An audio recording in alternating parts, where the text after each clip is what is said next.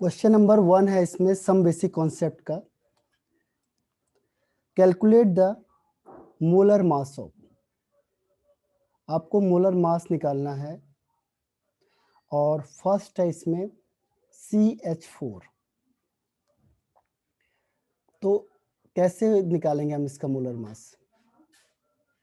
सम basic concept का exercise question answer है ये, NCERT। तो फर्स्ट क्वेश्चन है इसमें कि मोलर मास निकालना है CH4 का। तो C का एटॉमिक मास होता है 12, हाइड्रोजन का होता है 1। तो जो इसका मोलर मास होगा वो होगा sum of the atomic mass of all the atoms present in one molecule. तो यहाँ पे कार्बन का 12 हो गया, हाइड्रोजन के 4 एटम है तो 4 इंटू 1 हो जाएगा, तो हो जाएगा 16।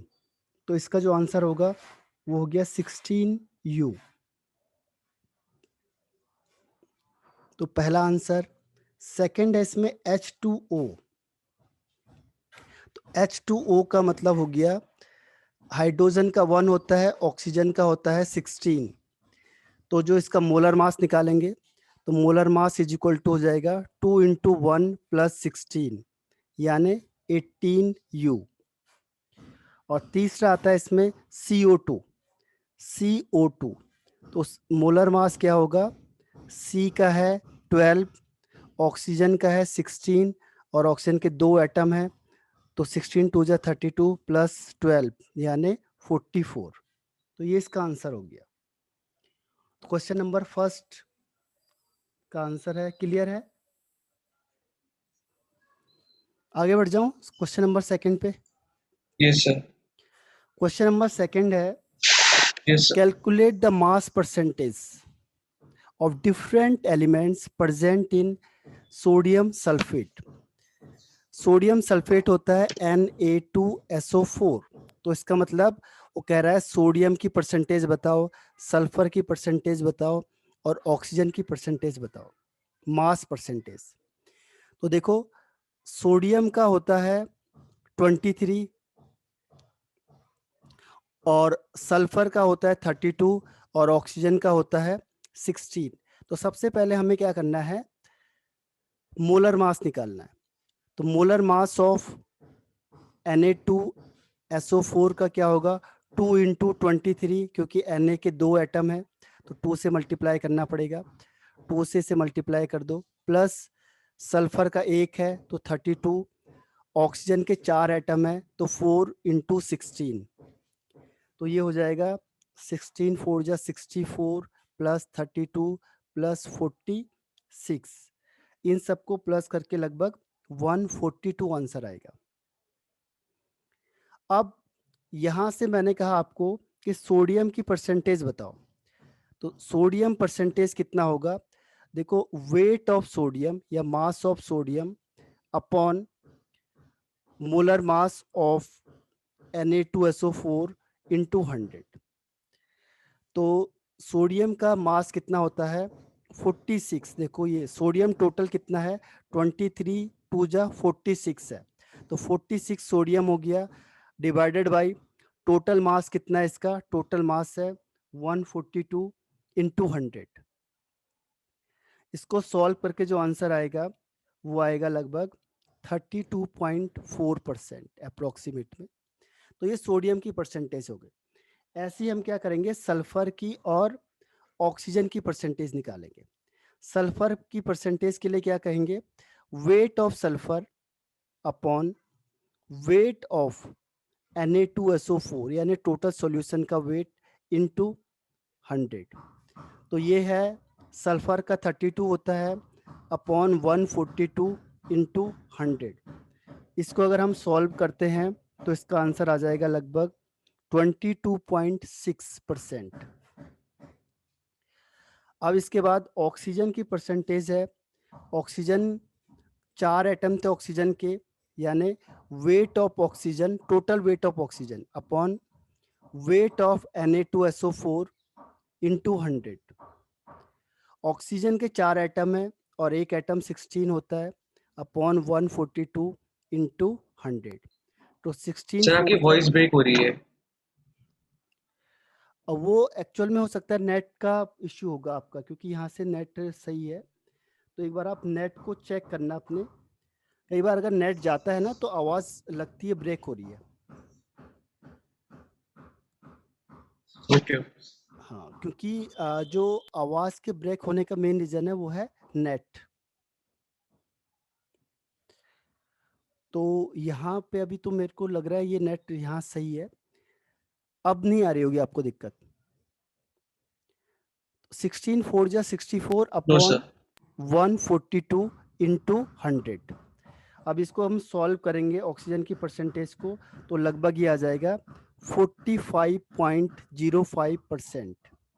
यानी कि हर एक कंपोनेंट का हमने क्या निकालना है, परसेंटेज निकालना है। तो ये परसेंटेज कंपोजिशन वाला क्वेश्चन था। क्लियर हुआ ये? Yes sir. अब क्वेश्चन नंबर 3 में आ जाओ। क्वेश्चन नंबर 3 में आपको क्या दिया हुआ है, इंपिरिकल फॉर्मूला निकालना है। इंपिरिकल फॉर्मूला आपको कैलकुलेट करना है। और आपको क्या क्या चीजें दी हुई है देखो। उसने कहा है कि जो आयरन है आपके पास वो है 69.9%। और दूसरा है इसमें ऑक्सीजन। ऑक्सीजन आपके पास है 30.1%। दोनों का सम देखो 100 आएगा। इसका मतलब इसमें और कोई चीज प्रेजेंट नहीं है। इसको हम क्या करेंगे, इसको टेबल में लिखो। सिंबल बना दिया हमने, आयरन है, ऑक्सीजन है।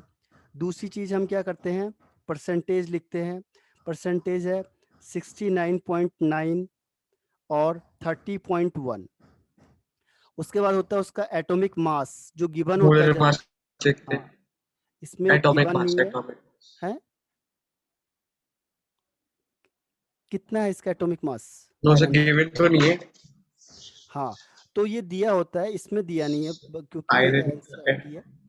तो वैसे दिया होता है ये। तो ये है आपका 55.85 या 56 भी लिख सकते हो आप अप्रोक्सीमेट में। इससे 16 होता है ये। तो अब क्या करते हैं हम नेक्स्ट स्टेप में, percentage upon atomic mass. Percentage upon atomic mass. Atomic mass. तो परसेंटेज है 69.9 अपॉन 55.85। ये है आपका 30.1 अपॉन 16। इसको सॉल्व करके लगभग जो ये आंसर आता है ये आएगा 1.25। और इसको अगर हम करेंगे तो आएगा 1.88।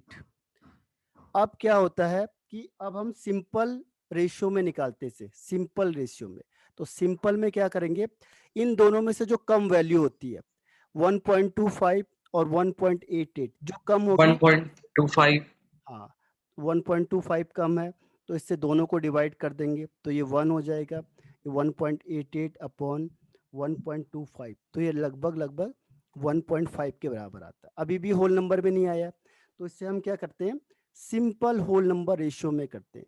सिंपल होल नंबर रेशियो में तो क्या होगा, 2 से मल्टीप्लाई करना पड़ेगा दोनों को। 1 2 जा 2 और 1.5 2 जा 3, तो जगह यस। 2 और ये 3।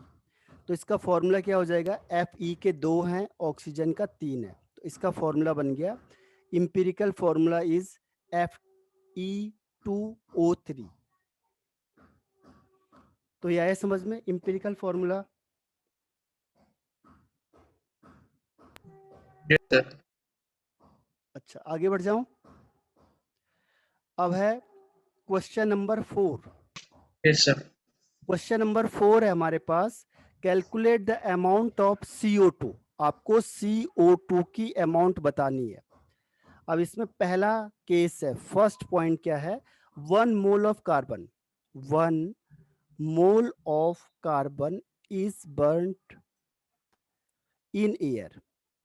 तो इसमें क्या होगा, आपको रिएक्शन होनी चाहिए पता, C+O2 गिव्स CO2। अगर इसका 1 मोल होगा तो आपको बताया था मोल मोल रिलेशनशिप है, ये भी 1 मोल बनेगा। ठीक है, तो अगर 1 मोल मैंने कार्बन लिया है तो 1 मोल ही क्या बनेगा, CO2 बनेगा। तो 1 mole of carbon formed 1 mole of CO2। लेकिन वो कह रहा है कि वेट बताना है हमने, वेट में। तो 1 मोल CO2 का कितना वेट हो जाएगा, 1 मोल CO2 मतलब होता है कि कार्बन है जो उसका एटॉमिक मास होगा 12, ऑक्सीजन का होता है 16, तो ये हो जाएगा 12 प्लस 16 इंटू 2, तो ये हो जाएगा 44 ग्राम। यानी अगर मैंने 1 मोल कार्बन लिया है तो इसमें CO2 है जो ये हो जाएगा 44 ग्राम CO2। तो पहले का आंसर हो जाएगा 44 ग्राम CO2 प्रोड्यूस होगी। मोल में नहीं पूछा, उसने पूछा अमाउंट बताओ, वेट में बताओ, तो इसीलिए आपको ग्राम में देना है। अगर वो कहता मोल में बताओ तो आंसर होगा 1 मोल, क्योंकि मोल मोल रिलेशनशिप होगा, बैलेंस इक्वेशन है। तो अगर 1 मोल कार्बन को अगर हम बर्न करते हैं तो 1 मोल ही क्या मिलेगी, CO2 मिलेगी। तो ये क्लियर हुआ पहला पॉइंट। Yes, sir. अब इसका सेकंड पॉइंट देखो। सेकंड पॉइंट में कह रहा है कि वेट ऑफ CO2 तो बताना आपको, लेकिन आपको दो चीज यहाँ पे गिवन है। इसमें क्या है, 1 मोल कार्बन है और 16 ग्राम है ऑक्सीजन है। अब बोलेगा बताओ कितनी CO2 बनेगी। तो अब हमें लिमिटिंग रिएजेंट निकालना पड़ेगा। देखो C plus O2 gives CO2। अब दोनों की वैल्यू दे दी है, इसको दे दिया उसने 1 मोल, इसको दे दिया 16 ग्राम। अब इन दोनों में से कौन CO2 को डिसाइड करेगा, इन दोनों में से जो क्या होगा, लिमिटिंग रिएजेंट होगा। तो लिमिटिंग रिएजेंट जो भी होगा वो क्या करेगा, CO2 को डिसाइड करेगा। तो लिमिटिंग रिएजेंट के लिए क्या करेंगे हम, देखो 1 मोल का मतलब क्या हुआ, 12 ग्राम, 12 ग्राम है, ये 16 ग्राम है। अब लिमिटिंग कैसे निकालेंगे, लिमिटिंग के लिए क्या करते हैं हम लोग कि जो इसकी वैल्यू होती है, जैसे हमने कहा, देखो दो तरीके से बता देता हूं आपको।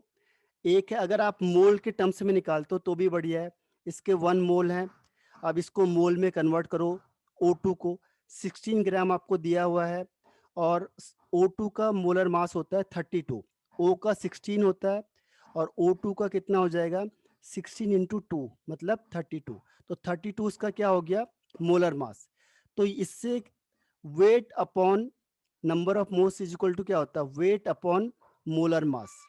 वेट है 16 और मोलर मास है 32, तो इसका आंसर होगा 0.5 मोल। यानी कि कम अमाउंट में कौन दिया हुआ है, ये 1 मोल दिया है, ये 0.5 मोल दिया है।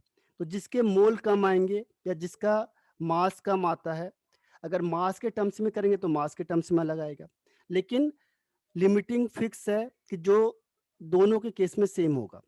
तो यहाँ पे जिसके नंबर ऑफ मोल्स कम है वो डिसाइड करेगा कि CO2 कितना बनना है।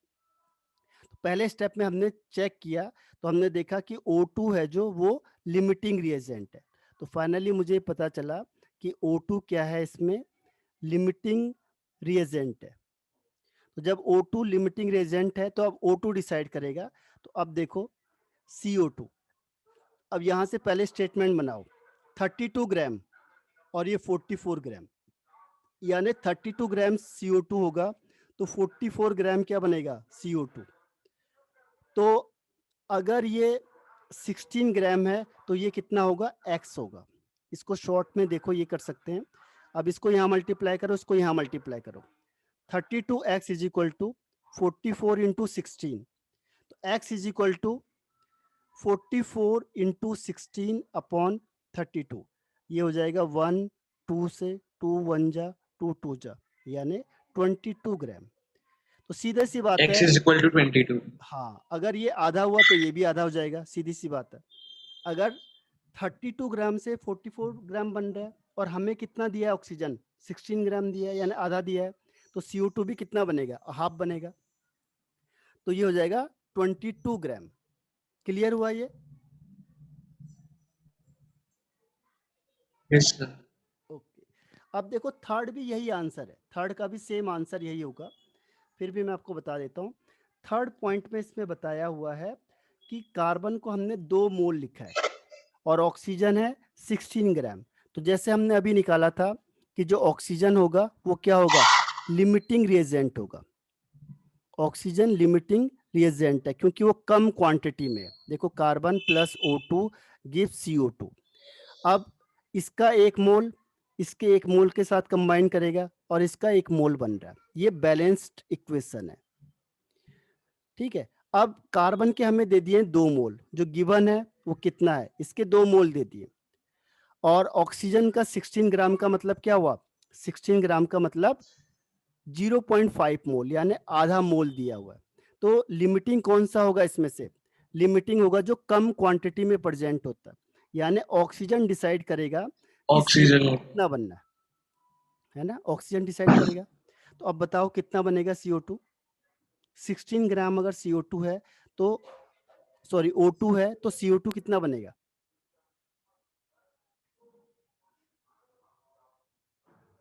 इसके सर 1 16 मोल। Upon 32 is equal to 44 upon x. हाँ बिल्कुल सही है। तो देखो वैसे भी लगाओ, इसका 1 मोल था तो इसके 1 मोल बन रहे थे, इसका आधा मोल हुआ तो इसका भी आधा मोल बनेगा। 1 मोल में कितने ग्राम होते हैं, 44 ग्राम होते हैं, तो आधा मोल में कितना हो जाएगा, 22 ग्राम हो जाएगा। इसका आधा देखो, ये 32 ग्राम है, 22 32 का आधा कर दिया हमने 16, तो ये 44 ग्राम होता है, इसका आधा कितना होगा 22 ग्राम। तो वही स्टेप हमने अब करना है। आपकी बुक में जनरली क्या होगा, यूनिटी मेथड भी दे देते हैं कि 32 ग्राम O2 है तो उसमें 44 ग्राम CO2 फॉर्म्ड होगा। तो अगर 1 ग्राम O2 है तो इसमें हो जाएगा 44 अपॉन 32 ग्राम ऑफ CO2। तो 16 ग्राम अगर O2 है तो इसमें कितना हो जाएगा 44 upon 32 into 16 gram of CO2। तो ये 2 से चला जाएगा और ये 22 हो जाएगा, तो 22 got gram of 22 yes. CO2। ठीक है, तो ये आपका आंसर हो गया इसका 4th क्वेश्चन का। तो 4th के तीनों पार्ट हो गए खत्म। आगे बढ़ जाऊं, अब है yes sir. Question number 5। Question number 5 देखो, वो कह रहा है कैलकुलेट द मास ऑफ, आपको क्या निकालना है, mass of sodium acetate, sodium acetate, sodium acetate, और इसका फॉर्मूला है CH3COONA। ठीक है, और रिक्वायर्ड टू मेक, एक काम करो आप रिज्वाइन करो, मैं तब तक क्वेश्चन पेपर इसी में निकाल देता हूँ। ठीक है, उसमें क्या होगा, टाइम वेस्ट नहीं होगा क्वेश्चन लिखने पे, रिज्वाइन ओके करना सर। अपने सेम आईडी पे।